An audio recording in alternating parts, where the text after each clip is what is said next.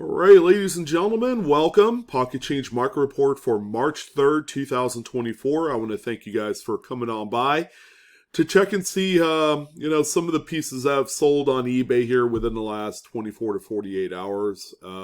This is a report that I do twice a week to help outline some of the coins that you could truly find out there going through change. Coin roll hunting is a big thing as well. But also keep in mind, some of these pieces can actually be cherry-picked searching through eBay, the very marketplace that these are sold at, but also coin shops and coin shows. I've successfully cherry-picked hundreds, if not thousands, of coins at these events. Sometimes, a lot of times, let me rephrase that, a lot of times dealers will overlook something, or maybe they don't specialize in a certain thing like a variety or an error, so instead of going through all the trouble of trying to sell that, they'll just go ahead and throw it out there for a very cheap price.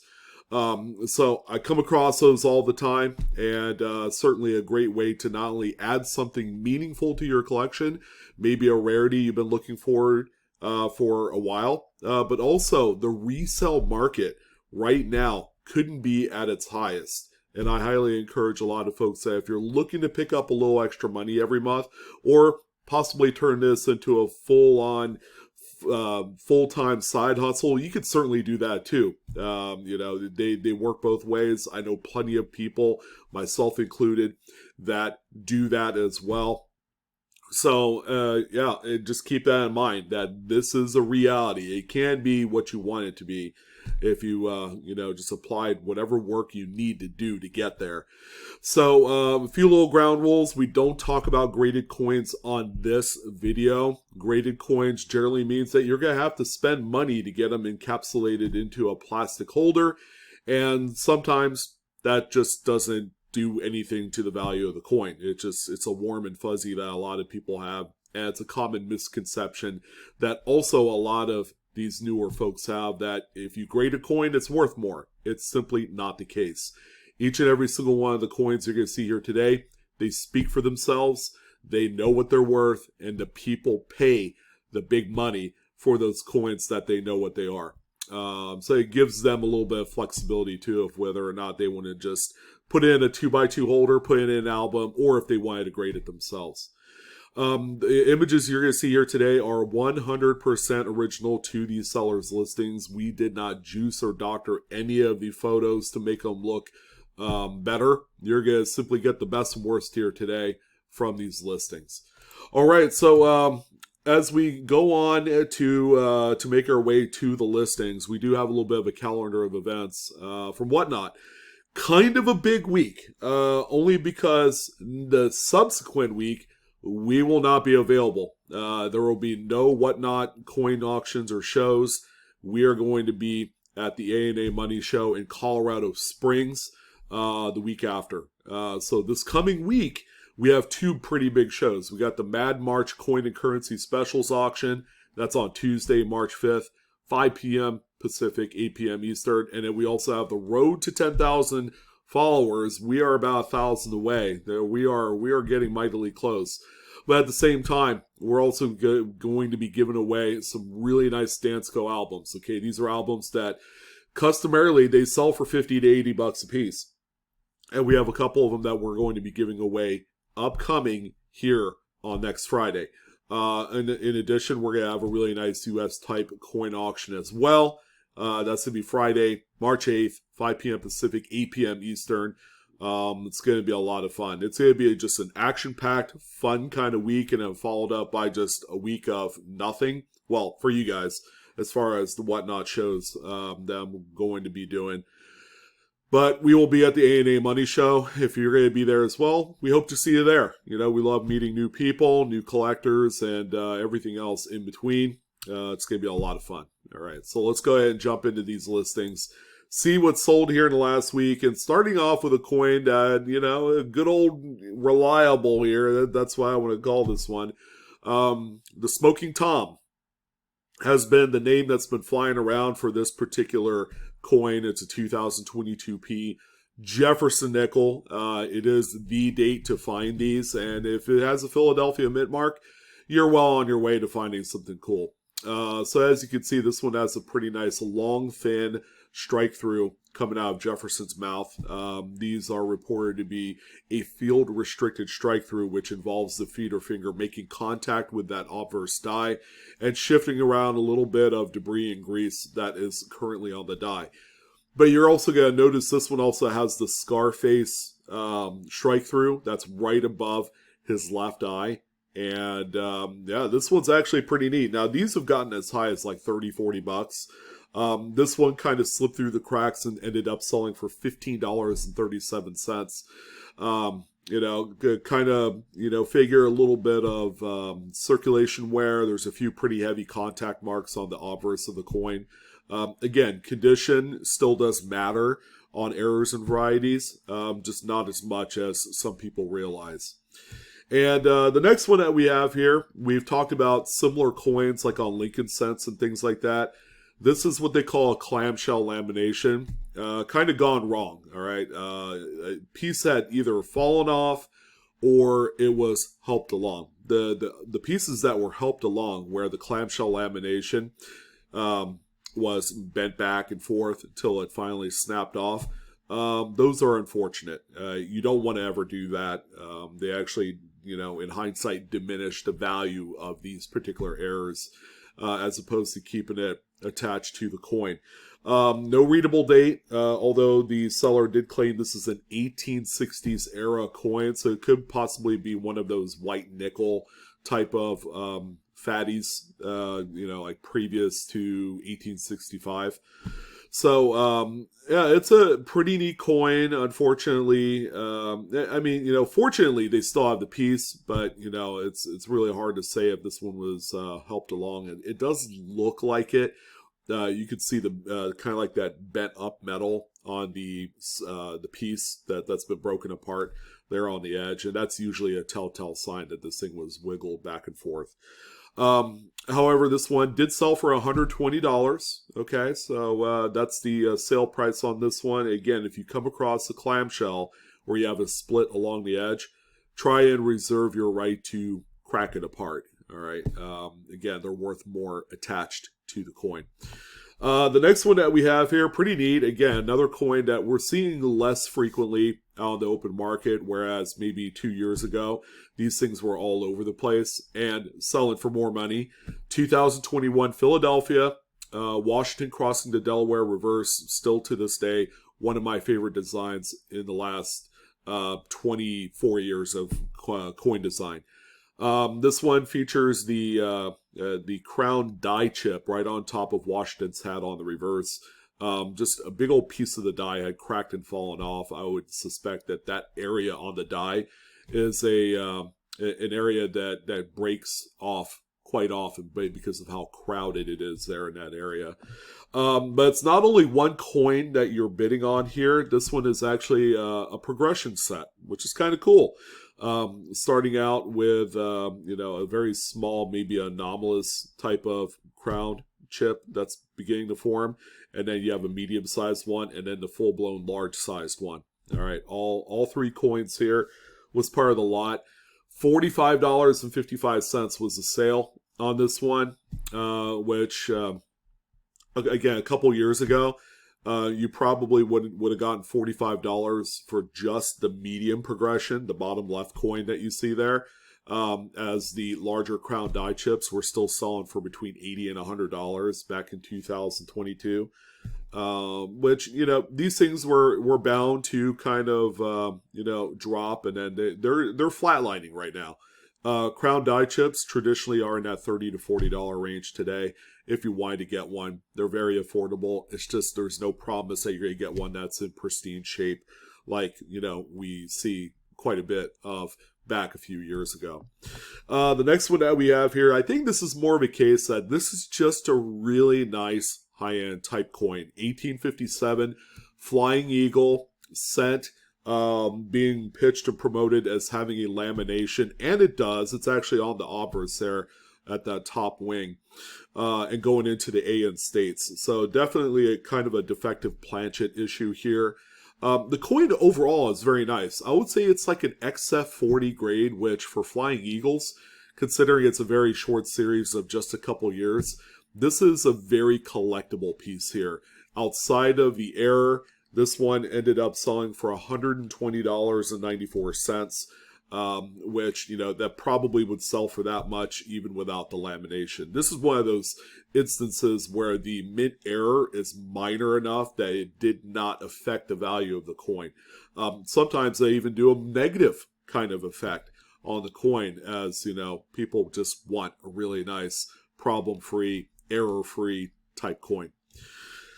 All right, so there were a few really nice off-centers, examples I haven't quite seen, but it also highlights possibly a new collector entering the market, as a few of these pieces have sold for a very exuberant amount of money, more so than what I've seen here lately. This is actually a 1999 Jefferson nickel. Can't really see the mint mark too well. Could be a P, could be a D. It's anybody's guess. This one is struck off center by about 25-30%. Very attractive, high-grade example. This one, ladies and gentlemen, ended up selling for $59, which is generally about 2x what a normal 99 Jefferson nickel would sell for, because it is one of the more common dates for this particular era. But $59, and then moments before the sale of this coin, this one sold. This one, however, does not have a readable date, but it is quite attractive. This one is off-center by about 60%, I would say, featuring a lot of design of both the obverse and the reverse. They call these the Peekaboo off-center strikes, and even without a readable date, they're quite attractive because it shows just the front face of whoever the president or whoever the likeness is on that coin. Lady Liberty, another one. But this one right here, $39.99. And then, I guess a moment or two before this one, this particular coin sold. So I would imagine that probably all three coins were purchased by the same person. But we've seen a sporadic amount of off-center strikes sold here in the last 24 hours. So there could be a new power player that has entered the collecting scene of nickels specifically, based off of the amount of activity that we've seen. But anyways, this is a 1987 P. It's off-center by about 40-45%, give or take. Very attractive coin, problem-free, which is good. This one right here sold for $49.78. So again, we're talking three coins that traditionally would sell for between $20 and $30 are selling for about 30-50% more than what those have been selling for. So if you got them and you got some kind of non-traditional dates that are in really nice shape and you want to make more money, I would probably throw them up now while the prospect of a new, bigger collector has entered the scene. That could be a good thing for you. We have this 1943 Philadelphia Silver War nickel. This thing looks like a freshly baked croissant. It's so flaky and crispy. Just looking at the obverse, you can see a lot of the lamination pieces have detached at this point. This is quite normal on war nickels because of that composition and the impurities in the metal mixture. I mean, these things were bad. All right. Yes, they are considered mint errors, albeit at the low end. But some of the more major laminations that are really wild, they kind of take the form of a zombie at that point with like skin flaking off. That's what these look like. And this particular example, by the way, is sold for $16.62. I cherry pick these out of just scrap bulk war nickel lots. You could get them for about under $2 a piece. Turn around, sell them for 7 or 8 times that. That's a pretty good way to go there for making money. The next one that we have here, just a nice heavy strike through on this Lincoln Wheat set. So a lot of the date, Lincoln's face, there was probably a big mass of grease that was on that obverse die prior to the strike. This one is pretty wild. I haven't seen one quite this strong in a little while. So this one right here sold for $29.99. One of the more higher end type of strike throughs I've seen in quite a while. And, looking at the condition of the coin, it doesn't matter. They will still sell for a really reasonable amount of money if they show a really major strike through on there. Here's another off-center strike. This one probably sold within an hour from the other three I talked about. This is a 1984 Philadelphia Jefferson nickel. The seller had stated this one is approximately 80% off-center. We're probably there. But anyways, this particular one right here shows a full readable date, which is very relevant to the sale of these things. Especially the more off-center they are with a readable date, that is huge. This one right here sold for $89, and that's with 14 bids on this one. So this one was bid up in a traditional auction format. As you can see, it worked out very well for the seller, and they ended up taking home a lot of money on a coin that probably otherwise would sell for a little bit less. But anyways, really nice one. And probably one of the biggest paper money errors I've seen so far this year is actually on a newer 2017 $10 bill. And to think that we don't see stuff like this anymore on newer notes, this will change a lot of people's minds. It's to give you guys an opportunity to do a little bit more diligent hunting and just being very aware of what's out there. But when you look at this, check out the serial number there on the top left. And the black seal, it's missing stuff, right? It's missing part of the serial number and the seal. Quite amazing. When we look at the reverse, that tells a little bit more of a tale. All right, so there was a corner fold on the subject sheet, and it was printed over while it was still folded. All right, that is amazing. On a much newer note, you would figure that the BEP would sniff out things like this, but no, they were sent out into circulation. They were in a BEP pack, and someone found themselves a heck of a gem. And then up closer, there you go. Wow. You can even see that hard fold right there where that corner part was folded, and it was even cut while it was still folded. Now, that is phenomenal. So this one right here, this one really shook the marketplace. It ended up selling for $442.65, 15 total bids.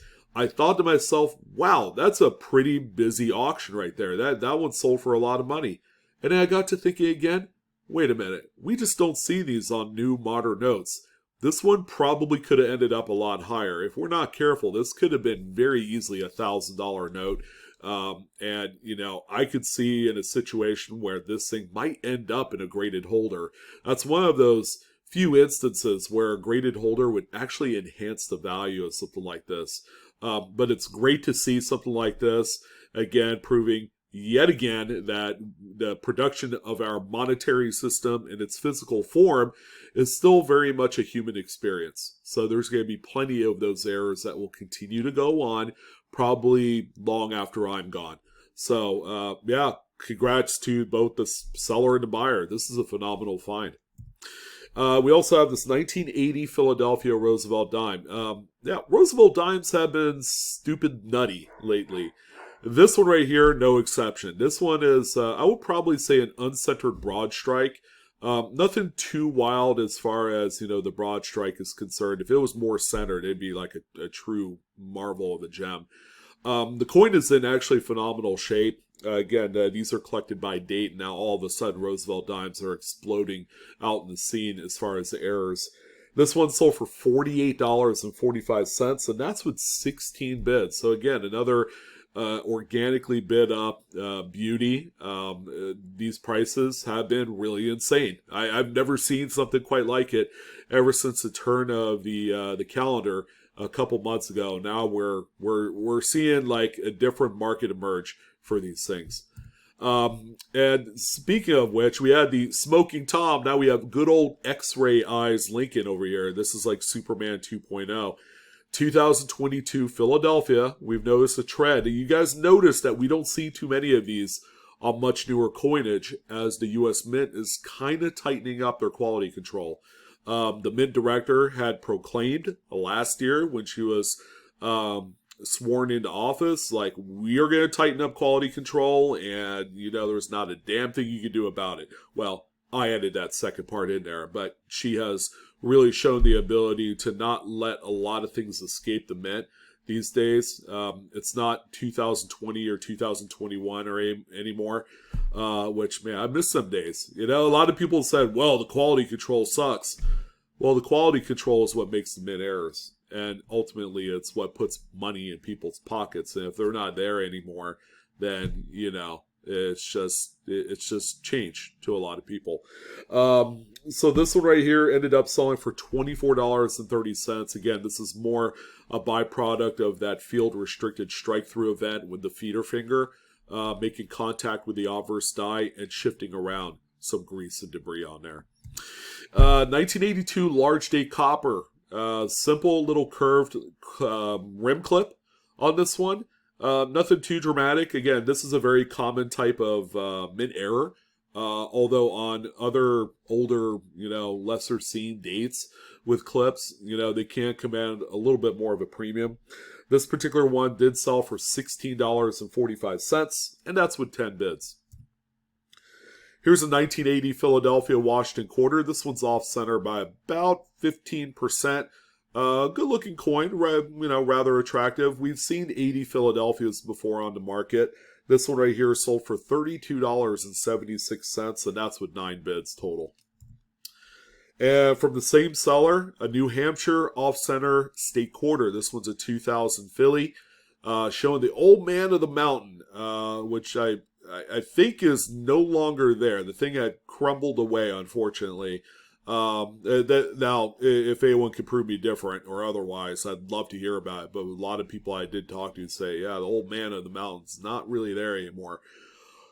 But, yeah, these statehood quarters that are off-center or broad-struck are highly collectible, all right? This is a whole other kind of, like, bag of fun that people are jumping into because they really do realize the scarcity of some of these, especially on the newer dates of statehood quarters, all right? They just are not seen that much. So this one right here sold for $32 with 8 bids, very strong price. Again, compared to most of the other, you know, Washington quarters that aren't statehood quarters. And you're going to find that they traditionally sell for about 10 to 25% more than those. All right, so here's our little, you know, word to the wise, a little bit of a cautionary tale. If you do come across these, it's like, oh, I found a razor-thin Lincoln cent, and it's very weakly struck looking, and it looks like this. Well, my friends, what you have here is a coin that is an old garage experiment, customarily done back in the 60s and 70s. These things were acid dipped to death. And the ultimate goal was to make them about the size of a dime and about the same weight as well. So if you do come across these, that's what we have here. And just to give you a little bit of a comparison, the seller did put it next to a dime, and it is right about the same size. Okay, so again, this is a way to dupe the vending scene at the day, whether they're vending machines or payphones were another thing that these things were tricking quite a bit. But yeah, you know, the kids back in the day were acid dipping these, and also grown adults. They were acid dipping them in shop class. To a wildly successful kind of like side venture, I guess. There are other words to describe it, but I'm going to use side venture for this one. $15.50 for 7 bids on here. And I come across these quite a bit. But, you know, yeah, $15 for a coin that maybe, you know, if you don't have an example of, you know, probably wouldn't be a bad idea to have one just so you know what it looks like in hand. And they are very light. They are like razor thin and very light. So, yeah, we've seen a few of these non-traditional, larger-sized, obsolete type coins that have sold pretty well. Like this Franklin half dollar. It's a 1951 Philly. This one here has a simple lamination issue on the obverse there. Right above the date, Franklin's face, all the good stuff. So something like this, you could cherry pick for under $10 out of your scrapped silver melt bins at the coin shop, and then resell it like this person did for $38.95. It's a $20 bill in profit each and every single time you do it. And again, I found quite a few of these, and so can you. Here's a 1998 Denver, this time Denver, Washington quarter with a pretty nice size curved clip on there. You can even see the Blakesley effect on the opposite side of that clip, which is a flattening of the rim. This one right here sold for $18.81, and that's with 9 bids. And for all the people who say that varieties and errors don't sell for jack shit, I remind them, yeah, have you seen the 3-legged Buffalo Nickels? They're like, oh, well, those aren't varieties or errors. They're just a really nice type coin. And I'm like, nope, you are absolutely friggin' wrong. It is a variety. It's in the Cherry Picker's Guide. It's got its own attribution number. And it's all as a result of an over-abraded die issue. All right, so it's great to see an ungraded natural specimen that's like a top-notch XF condition coin. This thing is stunning, man. I love seeing these. I've had the pleasure of owning a few over the last 2 decades, and they're really cool. But as quickly as I get them in my hands, they are quickly out of my hands because they sell very strong in today's market. So you can see that third forward leg is missing. It's been over abraded. You can see some of the other hallmarks to make this one legit. That deteriorated rear leg. You got that little P line under the belly is what they call it. It's a raised kind of pebbly surface there. So with that being said, this nice specimen sold for $654.95. Someone hit the buy it now button and they couldn't hit it fast enough. I think this one probably undersold for maybe about $100 to $150. I've seen other examples sell for about $800, like $700 to $800. So this one is a really good grab. We also have this Lincoln Memorial set, and it's a Lincoln Memorial because it's got Lincoln's Memorial on the reverse. This one actually struck through a little bit later stage cap die. So, this one right here beginning to show a few little devices, but still it's early enough in that die state that, we don't see a lot of the design of the obverse of the coin. So this particular one right here, again, these are very well collected, sold for $52, and that's with a couple bids in there. Again, these are very, very consistent sellers on the open market today. We didn't have much in the way of currency, but we had some pretty big ones. Here's a 1981 $10 bill. This thing is quite magical, and you'll see why here in a second. So the front looks just like a run-of-the-mill older style 10, and then you flip it over. We have a partial front to back wet ink transfer. Okay, so this particular subject sheet ended up picking a little bit of the ink that was transferred from the impression cylinder to the printing plates. All right, so and then that's what it looks like. This is one of the first touches of that transfer because of how dark the ink is, and you're going to notice that everything is backwards on that secondary transfer, which is what you want to see. This one sold for $140.04, and that's with 9 bids. Again, great looking note there. Double struck Lincoln set, 1979 Philadelphia. Great looking coin. The secondary strike is about 75% off center. Very attractive, very well collected. These are some of the most wildly dramatic errors that you could find out there today. This one sold for $44.24, and that's with 16 bids. Here's a 1990, not a 99, a 1990 Philadelphia Washington quarter from a good old seller, Bubba Sully, who's been around eBay since the dawn of time. He has been on there, still doing his thing, and he ended up selling this beautiful broad-struck Washington quarter to the tune of $60.75 with 21 bids. And, a small, tiny little cut, nothing too major, 1984 Philadelphia Lincoln set.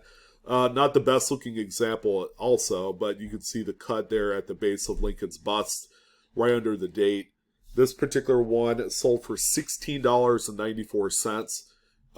It's a coin that, has value if it was a much nicer shape. It probably would have been like a $25 coin, but because of the the crud and mess that's on the reverse and underneath Lincoln's chin that affected the value a little bit here.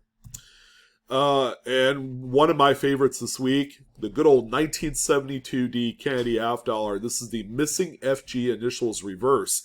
This is one of those coins, ladies and gentlemen, that a lot of people have overlooked in lieu of just finding silver. You know, I'm like, I'd rather find a 40% silver Kennedy than to look through 1972 Kennedy half dollars for this coin. And I'm telling you, that is a huge mistake. This is one of the rarities of varieties in the Kennedy half dollar series. This particular one obviously shows a lot of strike through, a lot of weakness on the eagle and all that, which helps kind of explain why the FG initials are missing on this one. So this one sold for $77.36 with 4 bids. That is damn near a full roll of 40% silver Kennedys. And I would challenge anyone to begin looking for these because they're worth a lot of money. This is the rarest out of the missing initials reverses. Speaking of crazy, okay, this is a Peekaboo off-center struck Roosevelt dime with no readable date. And I'm just going to say it. This thing ended up selling for $111.05 with 19 bids. Again, what is up with this Roosevelt dime off-center or broad strike market right now? It's unexplainable. And I think, I say unexplainable, but I think it's just new collectors, deciding, they're going to jump into something that has been largely untouched for a number of years. And a few more to wrap things up here on this PCMR. We got a tried and true 1972 doubled die obverse Lincoln Memorial cent. This is the FS 108 variety, showcasing just phenomenal doubling from the date, like you see here. Liberty showing some pretty wild doubling there as well. But also look at the motto, "In God We Trust," and this is a fan favorite right here. So this is a very nice, brilliant uncirculated red example, and it ended up selling for $133.90. Price of the coin and shipping all together. And one to be on the lookout for, I've actually seen a few of these. This is a partial plating on a 2019 Denver Lincoln Shield cent. Quite interesting. I've seen a few of these in different areas. I've seen some on the actual face of the coin and not really at the rim like what this one is here. So, yeah, I've also seen them on other dates as well, like 2020 Phillies and Denvers. 21. I think I've seen them as late as 23 dates. So, again, this is due to a process that is not devoid of any mistakes at all. The plating of our planchets here, there's a lot that can go wrong. This one ended up selling for $22.95 with 10 bids. Keep an eye out for these. If you see one like this, it's one to know that it's got some value. There's a little bit of a close-up showing the zinc and where it meets up with the plating of that copper. I don't call any shenanigans here. This looks like the real deal. And the final coin, a pretty big one. If it wasn't for the fact that this one is a low-graded example and acid dipped, this could have very well been a multiple $1,000 coin. But it's the 1918/7. The big overdate, also a Denver mint mark Buffalo nickel coin. All right, this one is a huge, huge variety in the community. This one right here, if you look up close, and that's the best I could get because, again, we didn't modify any of the photos. I had to blow it up a little bit. But you could see the flat-topped 8. You can also see the half circle inner loops of the 8 as well on both the top and bottom. And that's really all I needed to know. This is the real deal here. But the whole coin was acid dipped to show the date. All right, so the date was probably completely worn off here on this one. But still, it's not completely worthless. This one sold for $395, ladies and gentlemen. Even a coin that's been, exiled into acid acidity like this one here is still very nice sale, because there are people that want an example but aren't willing to pay and cough up $2,000 to $10,000 to own one. All right, that's it. I'm done for this weekend edition of the PCMR. Of course, this video is for entertainment purposes only, not financial advice. Please do grade and collect responsibly as always. That's it. I'm your host, Sean, with Blue Ridge Silverhound. That was a lot of fun. A lot of big coins here this week, and a lot of re-emerging stuff that we've seen 2 or 3 years ago that are still being talked about because they're now still being sold.